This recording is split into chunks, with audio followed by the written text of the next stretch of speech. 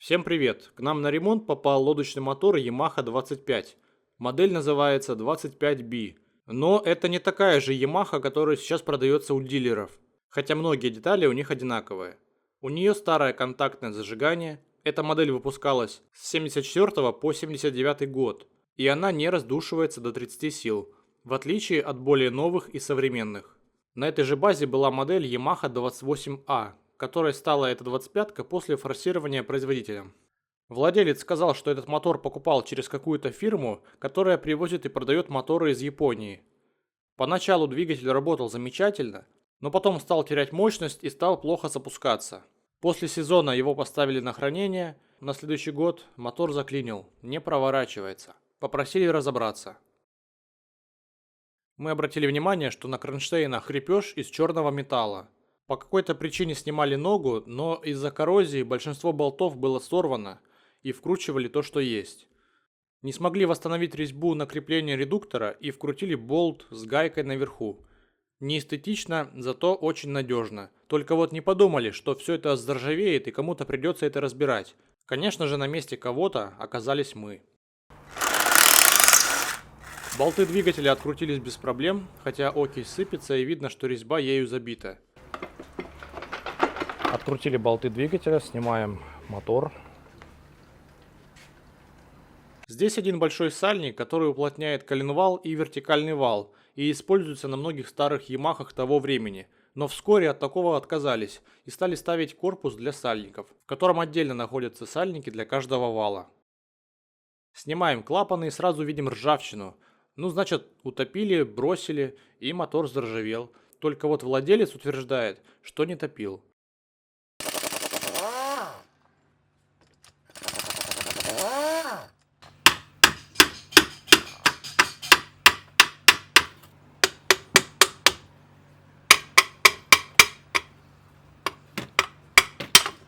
Разбираем дальше и видим полностью ржавый коленвал, который перестал проворачиваться, так как подшипники заржавели. Все подшипники для восстановления мотора необходимо заменить.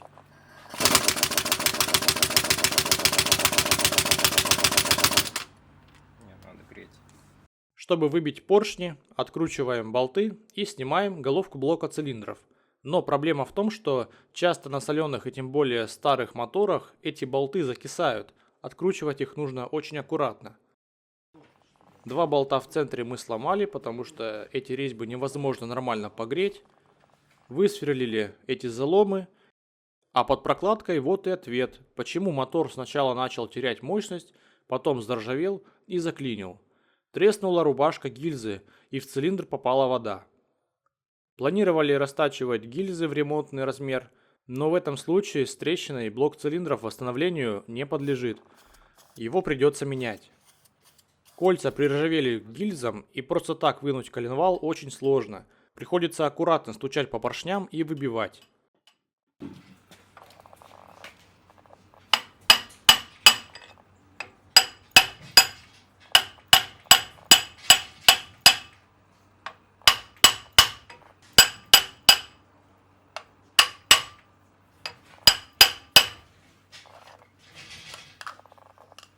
В результате работы на воде из-за масляного голодания в гильзах и на поршнях такие задиры. А почему пострадала вторая половина коленвала и второй цилиндр тоже в задирах? Да потому что там тоже трещина в рубашке вокруг гильзы. Вот такие неприятные моменты, к сожалению, могут вылезти на соленых моторах.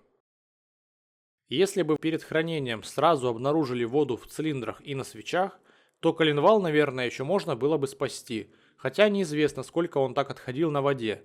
Может быть, уже на тот момент зашумел. Пока владелец ищет новый блок, мы решили заглянуть в редуктор, какое там состояние масла. Еще одна проблема – вода в редукторе. Для снятия редуктора мы сначала попытались погреть и открутить ржавые болты, но не получается. Потом решили просто спилить гайки, сделаем нормальные резьбы и поставим нержавеющие оригинальные болты.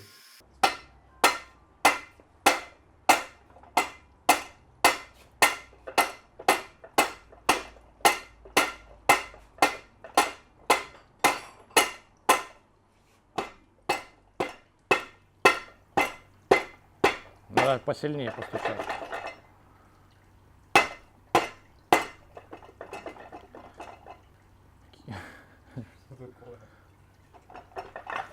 Опа.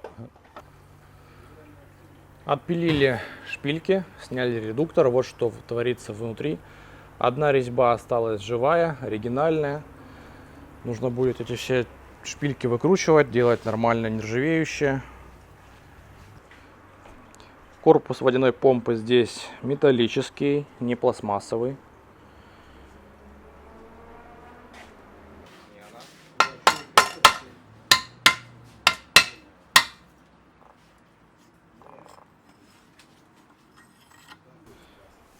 Водяная помпа почти в хорошем состоянии.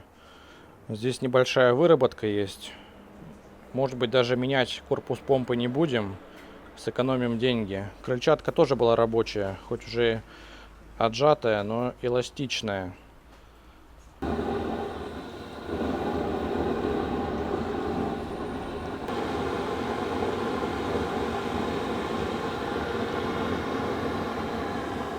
Крыльчатку мы будем менять.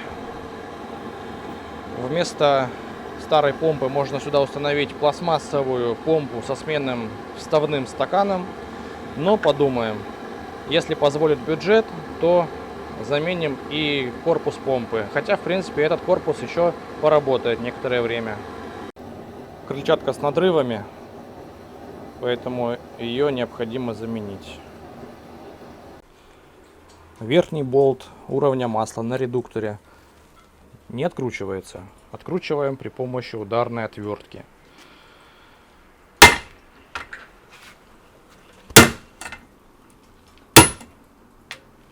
И он идет с трудом. Еще надо стучать. Еще стучать надо. Потому что масло очень давно не меняли.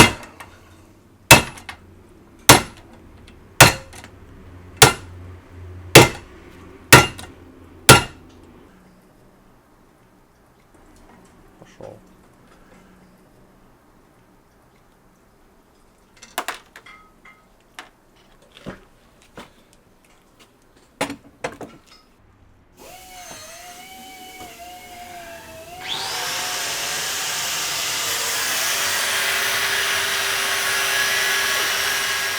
Не дают нормально поснимать.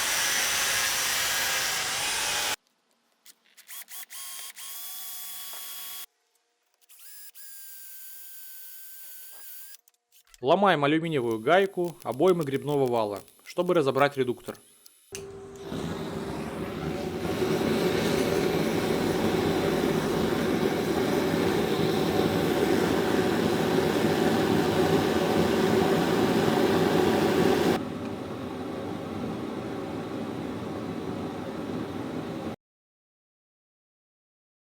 Разобрали редуктор, подшипники под замену, все шестерни в отличном состоянии, и повезло, что валы не пострадали.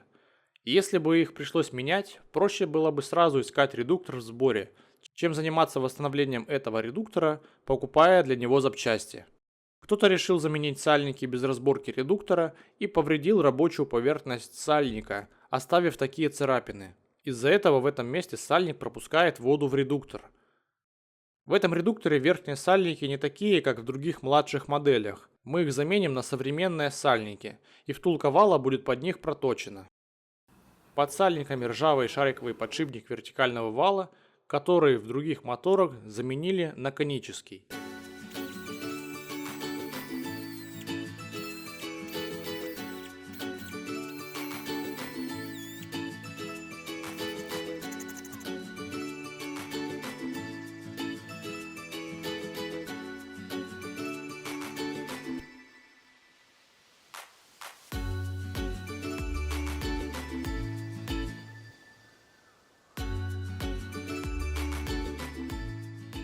Нашли бэушный блок с коленвалом и поршнями. Начинаем собирать мотор. Но нужно заменить все прокладки и сальники.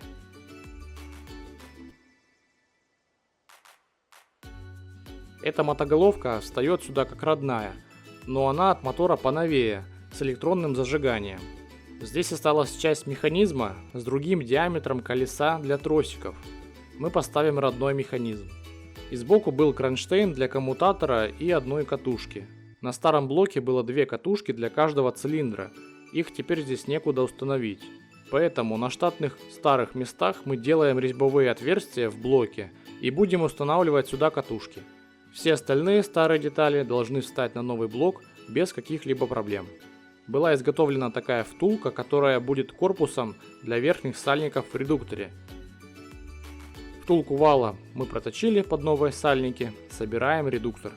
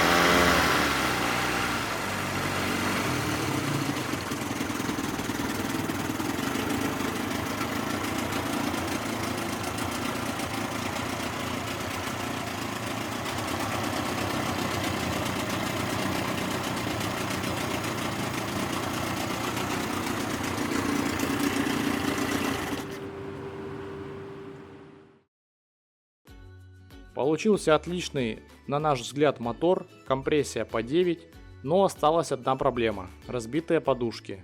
Их можно заменить и поставить от новой Yamaha или от китайского мотора, но это уже выходит за рамки бюджета. Бюджет всего ремонта 70 тысяч. Если бы пришлось менять подшипники коленвала, то сверху это еще было бы тысяч на 30 дороже.